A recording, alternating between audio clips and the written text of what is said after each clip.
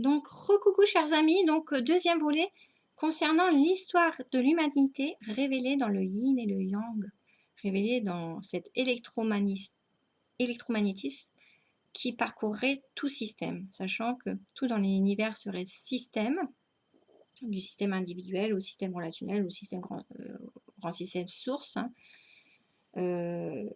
Donc, avant de reparler de cette histoire de l'humanité fort passionnante qui serait révélée dans le Yin, je voulais revenir par rapport à la première partie sur le fait que la lecture biblique déjà nous donnerait pas mal d'indices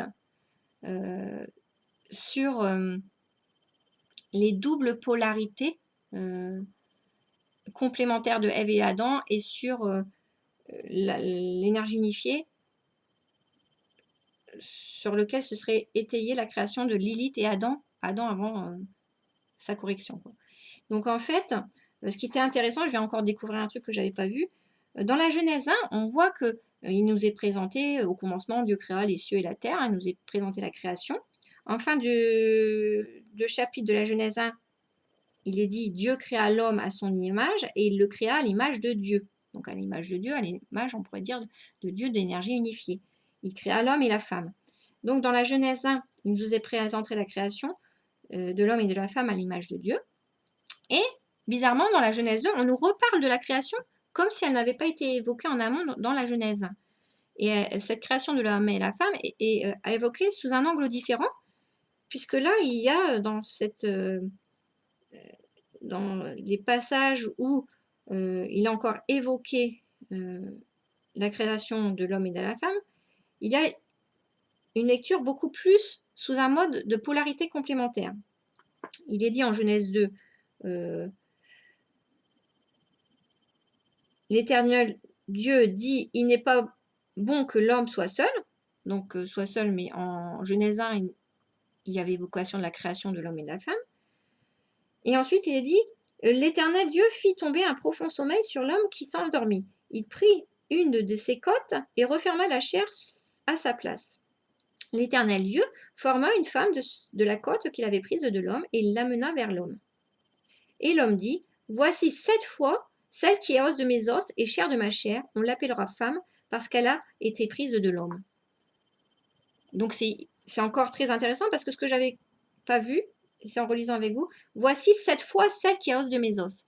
Voici 7 fois celle qui est os de mes os. Ça veut dire qu'en amont, on parlait en Genèse 1 d'une autre femme. C'est comme s'il y avait un passage qui était oublié entre la Genèse 1 et la Genèse 2. Et voici 7 fois celle qui est os de mes os, en Genèse 2. Et donc là, celle qui est os de mes os, c'est d'énergie yang. Ça serait la partie, le corps, la matière du divin. Cette énergie yang de l'humanité. Donc ça serait la polarité yang de la source divine. Voici cette fois celle qui est os de mes os et chair de ma chair. Alors qu'en Genèse 1, on parlait de l'homme et la femme créés à l'image de Dieu. Ce serait d'énergie unifiée.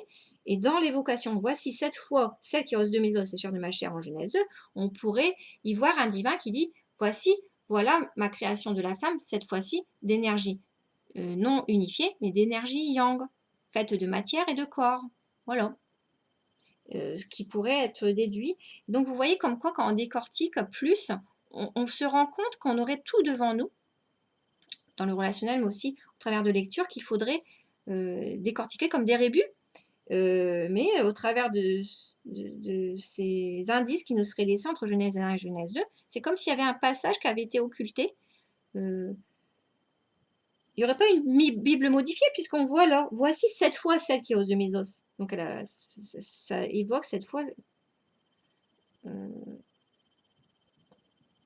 le passage de la Genèse 1, mais ça serait une Bible où il y aurait une partie manquante. Mais on pourrait déduire de façon logique que de la Genèse 1 et la Genèse 2, on ne parlerait pas de la même femme. En Genèse 1, on parlerait certainement de Lilith, et en Genèse 2, excusez-moi, de Ève. Voilà, ce que je pourrais... Enfin, je vous invite à aller creuser aussi de votre côté, mais c'est fort intéressant. Hein. Donc, pour poursuivre autour de ce que je vous présentais, autour de de mieux revenir à l'essence de l'humanité, de la création, à l'essence du fonctionnement de l'univers. Tous ces travaux de recherche, je vous invite à voir à un moment donné qu'il y aurait ce fonctionnement sur une lignée qui sera adamique et une lignée pré-adamique. Une lignée pré-adamique autour de la lignée de Lilith et de cet ange déchu qui aurait été Satan, et la lignée adamique entre Ève, les descendants d'Ève et Adam. Voilà. Et en fait, on serait toujours amené à travailler, à essayer de comprendre, à essayer de s'extraire des codes unifiés dans les mondes yang. Et est-ce que ce serait pas justement ces énergies de déséquilibre constant dans lesquelles il faudrait batailler à vouloir tout unifier dans un monde yang. Hein, vous allez sur les travaux de recherche à droite à gauche, il y a toujours soit trop hyper spiritualisé, soit hyper spiritualisé des mondes yang, soit dans notre vie de tous les jours, on aurait tendance à vouloir tout unifier, tout mélanger, alors que bien sûr, chaque identité est riche et a autant de valeur qu'une autre identité, mais de respecter les limites dans ces mondes polarisés, c'est important. Chacun a ses richesses, chacun a sa valeur aussi forte dans ces entités différentes, mais mélanger tout, c'est complètement aberrant. Et on voit sur le net comment on peut mélanger aussi la vraie information avec de la fausse information constamment, quoi. D'ailleurs, c'est intéressant de voir que plus vous vous ouvrez en conscience, plus vous allez être attiré sur des travaux de recherche sur le net fort pertinents, et vous avez 90% de bonnes informations, et à un moment donné, ça chute. Il y a 10% de fausses informations qui se révèlent à un moment donné. Donc, plus vous seriez amené à avancer, plus les travaux de recherche des autres vous parleraient aussi, et plus vous apprendriez, mais aussi plus vous pourriez révéler le faux du vrai dans ces travaux de recherche qui vous sont présentés. Et au fil de ce matériel traumatique, cette fausse information qui se révélerait, vous apprendriez dans le faux le vrai. Hein, et plus vous seriez amené à comprendre de plus en plus et à repérer les fausses informations sur le net. C'est ça qui est fort intéressant. Plus vous avancez, plus vous allez être attiré par la vraie information. Et plus vous allez avancer, plus vous allez être attiré par des informations qui vont de plus en plus être pertinentes. 81% de l'information sera vraie, et 90%. Mais il y aura toujours, il faudra épurer, il y aura toujours, vous allez repérer dans ces informations de plus en plus ce qui ne va pas, ce qui est aberrant, pour livrer, pour vraiment, je vous dis, c'est fort passionnant, parce que même dans le faux, vous pouvez découvrir le vrai, quoi. C'est cela, moi je vois sur les travaux de recherche que je fais, ou quand je vais voir des informations des autres travaux, c'est de plus en plus facile de voir là où ça pêche. Là où vous avez sur des vidéos intéressantes 90% de révéler le vrai, mais 10% où ça pêche. Et quand ça pêche, c'est quand ces vidéos, quand les vidéos présentées ne respectent pas du tout les codes polarisés de ces mondes yang. Et là, ça pêche, on accède à des informations qui sont soit vraiment déstructurées, soit des informations aberrantes, où on se questionne sur pourquoi la personne donne des informations aussi pertinentes sur 90% de la vidéo, puis 10% complètement aberrants, et ça ne tient pas avec la logique très pertinente des 90% présentés en amont. Voilà. Donc ça questionne à chaque fois. Bon, ça je reviens pas parce que sinon ça va être trop long. Je vous laisse l'article, comme ça vous pourrez vous y référer hein, l'article, vous pouvez le consulter hein, sur mon blog, mais je vais pas revenir sur tout, c'est pas possible. Donc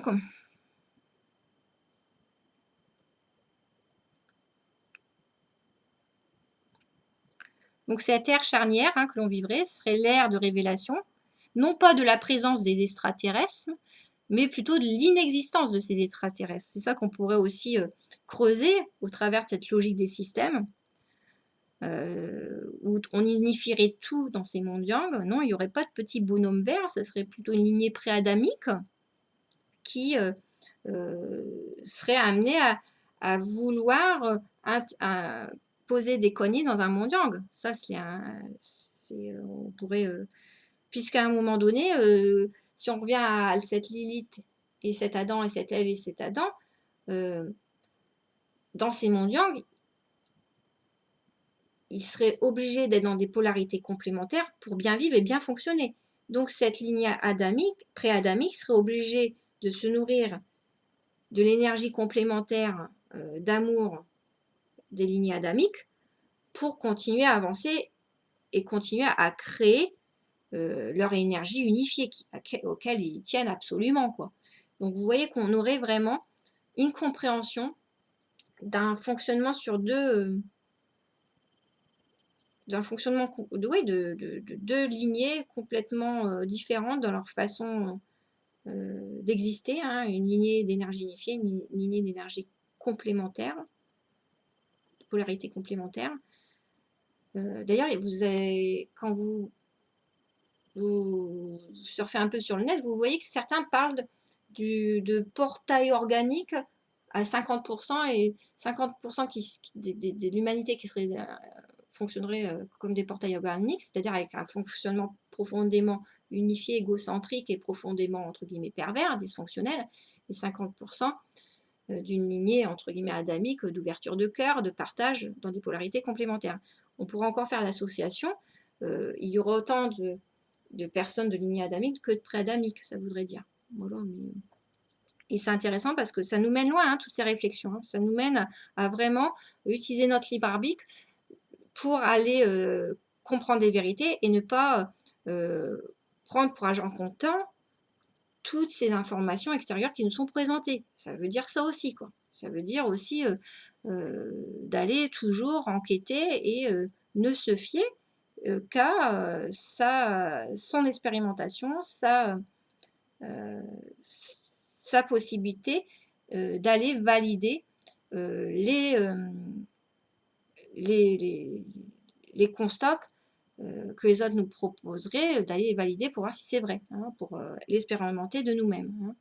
Ça, c'est important. C'est important. Autant on a bien sûr besoin du relationnel, d'être soutenu émotionnellement, dans les partages de cœur, dans les partages de nos avancements, mais autant ces vérités, entre guillemets, scientifiques, il faut aller les remettre en question nous-mêmes. Hein. Et je vous assure que moi, dans mon investigation personnelle, j'apprends énormément et je me rends compte que c'est important d'intégrer par soi-même et de ne pas prendre pour argent comptant tout ce qu'on nous dit sur l'extérieur. Hein. Voilà, c'est...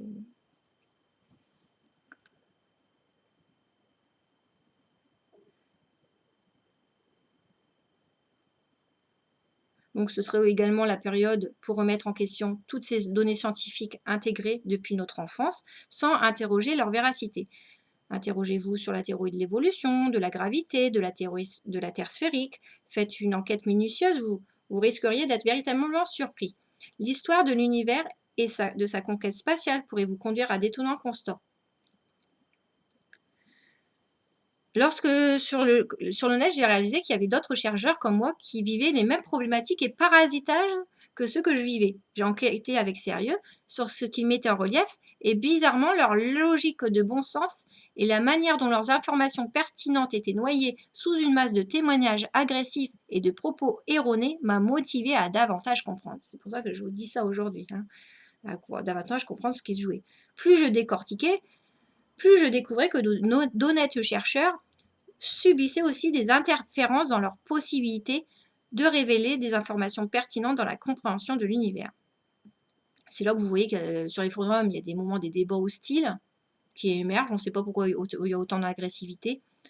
On a des langages hermétiques, pseudo-scientifiques, des calculs impressionnants, mais ne démontrant rien,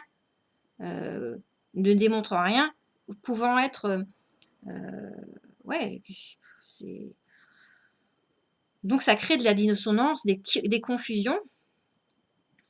Et c'est intéressant de voir que certains, dans leur spécialité, ont vécu les mêmes dynamiques que ce que je vis en systémique.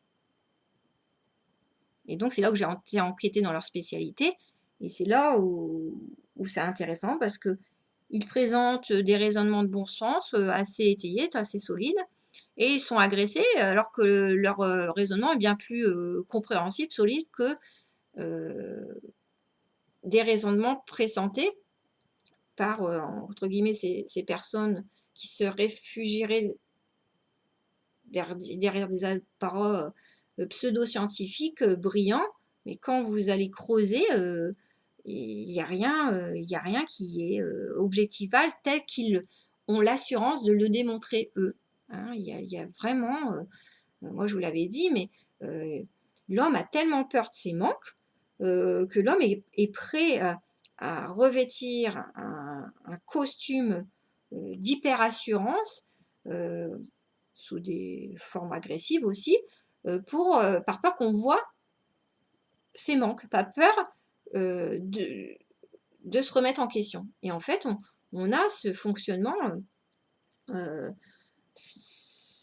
l'homme, et ça serait peut-être plus l'homme préadamique, l'homme préadamique aurait vraiment du mal dans son énergie unifiée à se remettre en question et à montrer ses manques. Hein, parce qu'il y aurait aussi cette volonté de poser ses codes à lui face à une lignée adamique qui fonctionnerait autrement aussi. Hein. Ça, c'est intéressant aussi, mais non, dans ce monde Yang, les apprentissages sont légitimes, hein, donc on ne sait pas tout, on apprend. Hein, comme je vous disais, on ne peut pas tout savoir, mais l'homme a tellement complexé, que ce soit l'homme, qu'il soit de lignée adamique ou pré-adamique, de toute façon, il va préférer être agressive, ne pas remettre en question ses postulats, c'est ce qu'il a comme conviction, plutôt, oui, donc devenir agressive ou s'entêter dans des démonstrations qui ne peuvent pas prouver à 100% ce qu'ils sont en train de dire. Et là, c'est intéressant sur le net parce qu'en tant que psy, je vous le dis, on peut décortiquer des fonctionnements plus ou moins défensifs, plus ou moins structurés de ceux qui échangent sur leurs idées respectives. Et on découvre, au-delà des fragilités narcissiques de certains, des manipulations d'autres personnes, des manipulations qui peuvent être volontaires, hein, des manipulations volontaires.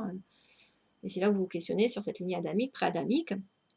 Mais c'est là où vous retrouvez toute la logique des systèmes et que tout s'emboîterait parfaitement dans la compréhension des systèmes avec cette énergie électromagnétique qui traverserait chaque système. Quoi. Hein. Mais à chaque fois, chacun devrait faire sa propre enquête pour aller investiguer tout ça. Et plus vous avancez, plus vous tombez sur des travaux de plus en plus pertinents, je vous dis, où vous auriez 50% de vérité après 60% de vérité, de vraies informations. Puis à la fin, vous découvrez des travaux où vous avez 90% de vachement bonnes informations, très structurées, très cohérentes, et puis 10% d'illogisme à côté. Bah oui, il y a une loi d'attraction, hein, vous allez vers des vidéos fort passionnantes de personnes qui vous donnent des vérités fort intéressantes, mais pourquoi dans les 10% qui restent, c'est illogique. C'est là où vous questionnez sur est-ce que c'est de la désinformation, est-ce que c'est de l'information qui n'a pas été assez creusée par peur de remettre en question et de se remettre en question dans ses manques. Et c'est hyper passionnant, mais ça veut dire que quoi qu'il arrive, que vous ayez de la vraie information sur 90%, les 10% de fausses informations, ça va vous donner la vraie information aussi. Hein. Dans le faux, il y a le vrai, donc on apprend toujours. Hein, donc,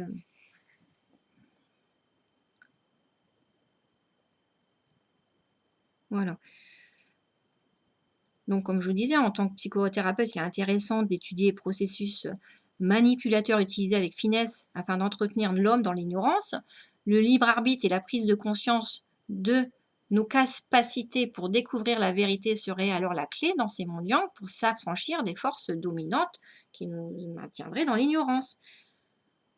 Bien sûr qu'il s'agisse de Lilith ou d'élite, tout ce qui serait placé d'aberrant et pourtant mis sous les projecteurs avec succès questionnerait. Hein. C'est là que ça interroge. Voilà. Les codes du pouvoir, de l'argent, de la tricherie, du sexe seraient une marque comme ça reconnaissable dans ce monde enfermant, dans ce monde maintenant l'ignorance et pompant d'une certaine façon l'énergie créative des belles âmes. Donc l'étude de la systémique, au travers de la dynamique âme jumelle, permettrait progressivement de révéler les lois de l'équilibre. Ainsi, il serait possible de discerner comment les polarités yin et yang fonctionneraient dans cette matière. Il serait possible de comprendre la logique relationnelle du manifesté.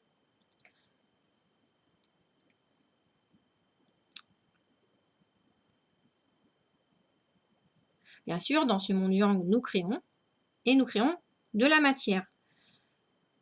L'âme a bien comme véhicule un corps. Dans ce monde partagé, aimer demande aussi à mettre des limites. C'est ça, aimer dans ce monde yang, c'est mettre des limites. On est dans un monde partagé. Donc l'affirmation a sa place essentielle auprès de l'amour pour respecter l'équilibre des polarités. Le bon sens met en relief l'essence d'amour qui traverse chaque homme. Donc, si l'étude exhaustive des relations met en relief la double polarité des systèmes, le langage du cœur fait entrevoir que l'homme appartient au monde yang du grand système d'amour divin. C'est ça qu'il faut comprendre. Notre savoir, la dynamique, notre mental, il nous amène à comprendre la double polarité des systèmes, mais c'est bien notre langage du cœur qu'on utilise dans ces mondes yang qui nous permet de comprendre que on est l'espace yang de ce grand système source. C'est bien le yin et le yang toujours qui nous aident à comprendre la vérité. Ainsi, l'humanité ne serait pas une illusion. Elle serait née d'un père aimant lui permettant d'exister. Une matrice dévitalisée et chaotique ne pourrait jamais créer des êtres d'énergie d'amour. Ça, c'est logique aussi. Quand vous entendez qu'on serait né d'une matrice, non. Non.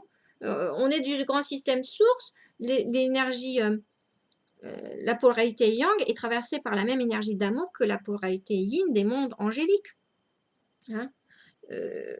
Si on est du système, grand système source, on a la même essence d'amour, la même essence électromagnétique que la source, qui a aussi, la source aurait son yin et son yang, comme nous. Voilà.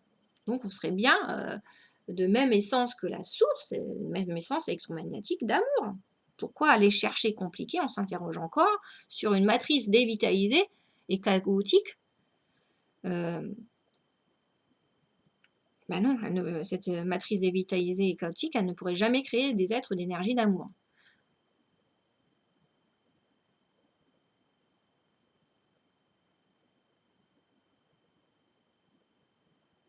Par contre, interrogeons-nous encore une fois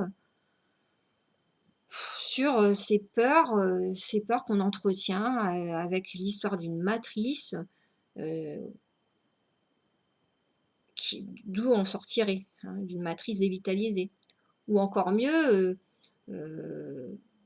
nous serions d'essence yin et tout ce monde n'existerait pas, il n'y aurait pas de matière, on entend tout. Tout ça, c'est illogique, quoi. C'est pas un monde virtuel ici. À l'heure actuelle, la science de l'humain et des relations permettrait de mettre en relief l'essence de l'origine. Je vous invite à le réaliser. L'homme serait divin dans son essence. Ses complexes d'infériorité et ses peurs d'apprendre auraient été les principaux outils de cette lignée qu'on pourrait appeler unifiée, pré-adamique, pour maintenir l'homme en esclavage et dans l'ignorance. Heureusement, le voile se lèverait davantage, l'humanité se réveillerait et ces chercheurs de vérité seraient poussés par une énergie d'amour irraisonnée pour rétablir les codes de l'équilibre de la source. Hein, pourquoi, encore une fois, interrogeons-nous, pourquoi l'homme complexe, quoi? Non, il n'y a pas à complexer. Mais s'il a des complexes d'infériorité, l'homme, il ne réinterroge pas tout ce qu'on lui a enseigné. Hein, et dans ce qu'on lui a enseigné, il y a des aberrations totales. Hein. Il y a des choses qui se tiennent plus ou moins, mais quand vous allez investiguer, vous voyez qu'il y a des choses qui ne collent pas, et que dans notre terre magnétique, on aurait beaucoup de révélations logiques. Hein. Notre 50 morceaux de puzzle qu'on décortiquerait, ils s'emboîteraient, alors que 3 morceaux de puzzle ne s'emboîteraient pas, même si on a encore des centaines de morceaux de puzzle à creuser. Ça voudrait dire que oui, il faut continuer d'investiguer, mais tout s'emboîte. Donc avec plus de morceaux de puzzle, ça s'emboîte mieux. Ça vaut le coup d'aller continuer à creuser, hein, parce que quand vous creusez, ça vaut le détour. Hein. Ainsi, les livres scolaires seraient parcourus d'aberrations, l'univers n'existerait pas tel que nous le concevons.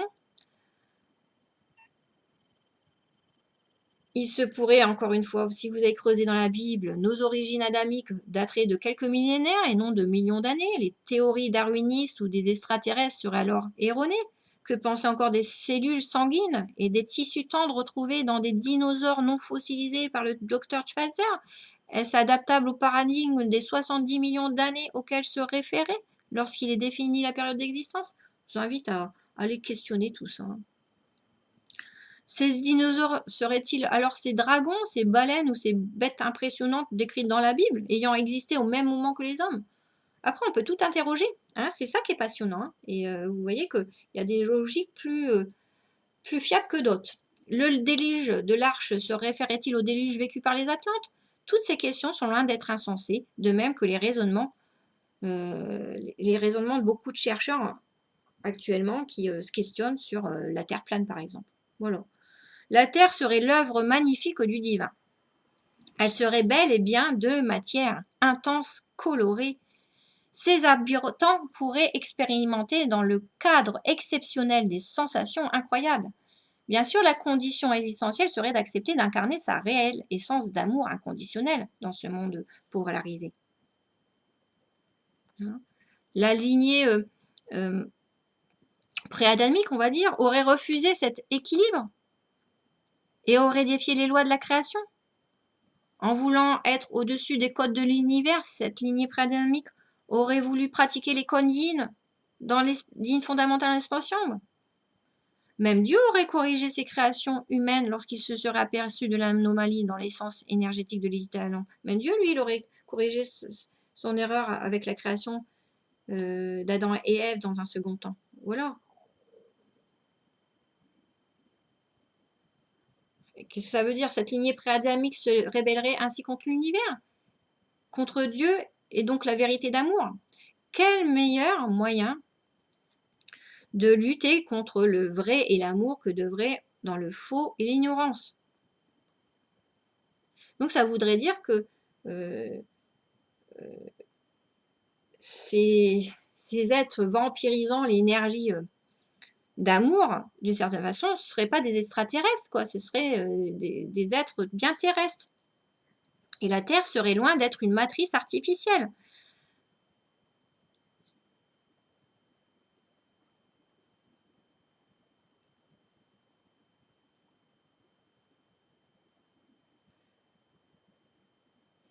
On pourrait encore dire, je ne sais pas s'il y avait des projections comme ça holographiques qui seraient utilisées pour dénaturer l'histoire des origines de l'homme.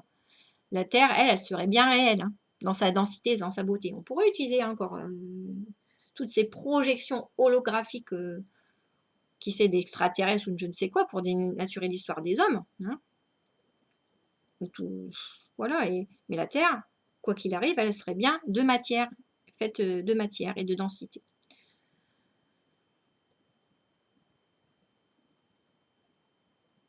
Mais bon, pas de panique, de toute façon, plus on s'ouvre en conscience, plus le matériel traumatique est obligé de se révéler. Hein. Comme je vous dis toujours, dans le symptôme, il y a la clé de la guérison. Donc, chaque jour, c'est cette lignée qui serait pré-adamique serait obligée de se révéler davantage pour livrer le vrai. Hein. Plus l'homme avance en conscience, plus pour l'attirer à soi dans des fausses informations, il faut lui révéler beaucoup de vrai. Hein, plus, vous voyez, c'est encore une fois, il y a une loi d'attraction. Donc plus l'homme s'éveille, plus le matériel traumatique qu'aurait créé cette lignée pré-adamique est obligé de se révéler au grand jour. Hein. Tout ça, c'est de la logique, hein, c'est systémique et attractive. Quoi.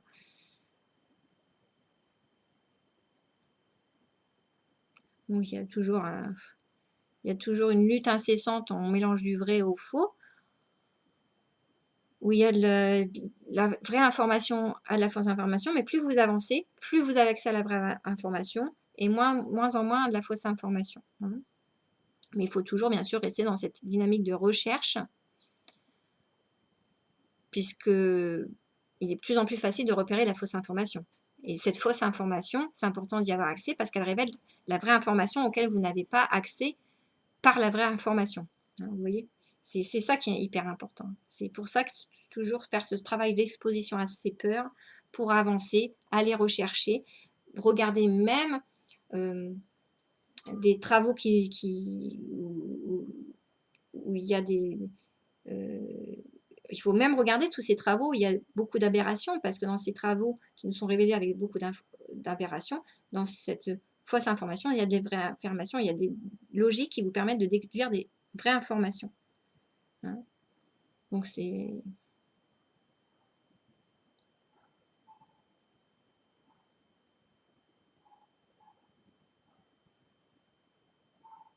Donc c'est pour ça, vous allez décortiquer.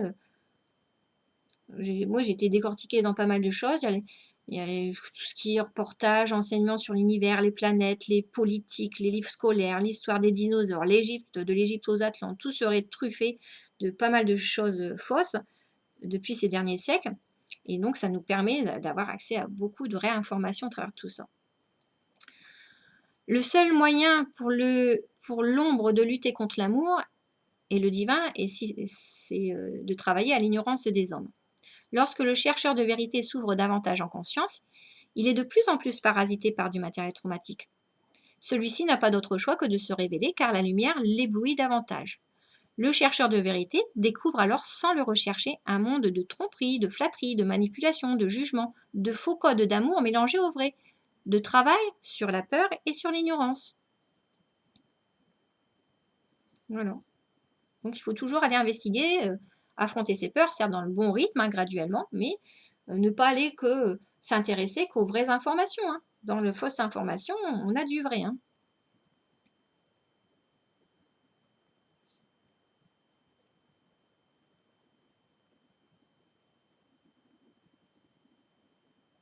Donc je passe parce que sinon la vidéo va être trop longue, mais je vous laisse l'article hein, que vous pouvez aller consulter.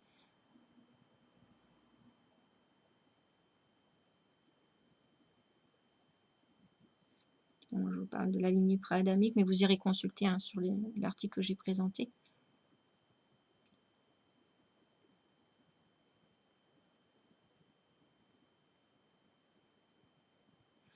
Voilà. Donc l'intelligence de cœur de la lignée adamique permettrait de rétablir la vérité au fil du chemin. Plus l'homme serait amené à ouvrir son cœur et sa conscience en cette ère particulière, plus le matériel traumatique serait contraint de faire du bruit pour que l'homme sorte de son aveuglement. Ainsi, le voile se lèverait fortement en cette heure. Bien sûr, le chemin des âmes jumelles, que chaque homme serait amené à vivre lors de son éveil, parce que chaque homme aurait son âme jumelle, donc bien sûr, le chemin des âmes jumelles serait un parcours douloureux et méritant. Toutefois, il serait logique qu'il en soit ainsi. L'homme devrait manifester dans ce monde yang la plus grande sagesse et l'expression de son essence parfaite incarnée en cette fin de parcours. L'homme serait au niveau le plus élevé du jeu. N'oubliez pas que dans le symptôme, il y a la clé de la guérison. De même, c'est dans le matériel traumatique que se révèle la vérité malgré lui, malgré ce matériel traumatique. Ainsi, la Bible livrerait tant de vérités. C'est ça qui est fort passionnant. Moi, depuis que je lis la Bible, Cette Bible, elle livre tellement de vérités, c'est énorme. Donc ça, je le réalise chaque jour en faisant mes travaux de recherche. Mais je vous invite à aller interroger tout ça aussi de votre côté, c'est passionnant. Si nous nous attardons, nous, sur cette ère de révélation et de transformation décrite dans l'Apocalypse, nous pouvons réaliser que la logique et les codes de l'amour nous ramèneraient à la pertinence de ce qui y est décrit sous un angle symbolique.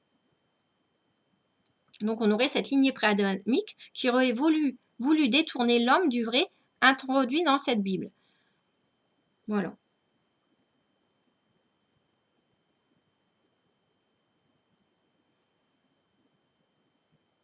Ainsi, cette lignée préadamique, ce matériel traumatique, cet ego traumatisé serait destiné à se dissoudre fatalement. L'essentiel serait pour chacun de bien discerner où se situe le faux. Donc je pense que le net, c'est vraiment un endroit particulièrement privilégié pour discerner le vrai du faux. Hein. Vous avez plein d'informations sur le net, bien sûr, il faut prendre le temps de faire le tri, mais là, vous avez toutes les informations pour aller au cœur de la vérité. Hein. Ouais, et notamment, le net, c'est un endroit pour entretenir le culte de l'ignorance ou de la pleine... c'est incroyable, pour entretenir vraiment... On voit que sur le net, il y a vraiment cette façon d'essayer, même de façon très grossière, hein, plus ça avance, plus c'est grossier, de maintenir l'ignorance de l'homme. Donc c'est important que chacun utilise avec intelligence son libre arbitre plutôt que de trop naïvement l'offrir à cette ombre qui se joue d'eux. Hein. Dans ce monde partagé, l'homme serait responsable de son devenir et participerait également à l'équilibre de ces systèmes environnementaux. Donc l'homme, dans son libre arbitre, serait responsable de son devenir et aussi du devenir de ces systèmes, etc. Donc ce serait important de chaque jour continuer à chercher cette vérité, graduellement certes, mais de ne pas tomber dans la facilité de prendre pour argent comptant les informations qui nous seraient livrées de l'extérieur sans les avoir expérimentées nous-mêmes et sans avoir confirmé de façon rigoureuse les hypothèses qui sont avancées. Et des moments, ce n'est pas que des hypothèses. On a bien vu qu'il y a eu des théories de posées qui ont été présentées comme fiables alors qu'elles peuvent être remises en question. Hein. Ça, je vous invite à aller décortiquer. Moi, ce qui m'a permis d'aller remettre en question toutes ces théories, c'est quand j'ai commencé à m'intéresser à cette histoire de terre plane. Moi, ça faisait 2-3 ans que j'entendais.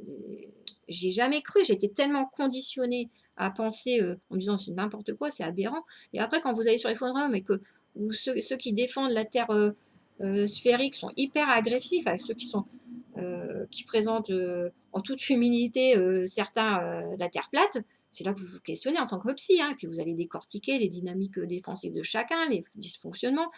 Et puis là, vous vous dites, bon, bah allez, je vais quand même un petit peu aller m'intéresser à cette théorie de la Terre plate, parce que c'est peut-être qu'il y a des choses intéressantes et cohérentes là-dedans. Puis vous décortiquez, vous vous dites que oui, c'est hyper intéressant, et que le bon sens vous ramène à vous dire, oui, bah oui, en fait, c'est pas si bête de penser que la Terre pourrait être plane. Et pourquoi il y a autant de personnes qui remettent agressivement en question certaines lectures qui peuvent être très pertinentes de ceux qui énoncent la Terre plane. Bah ouais, bah tout ça, c'est encore une fois, on voit que et plus c'est grossier, plus vous apprenez plein de trucs. Hein. Ça, c'est hyper intéressant. Donc voilà, je vous invite à aller réfléchir à tout ça. Je pense que ça va vous passionner aussi. Et je vous souhaite une bonne journée. Au revoir.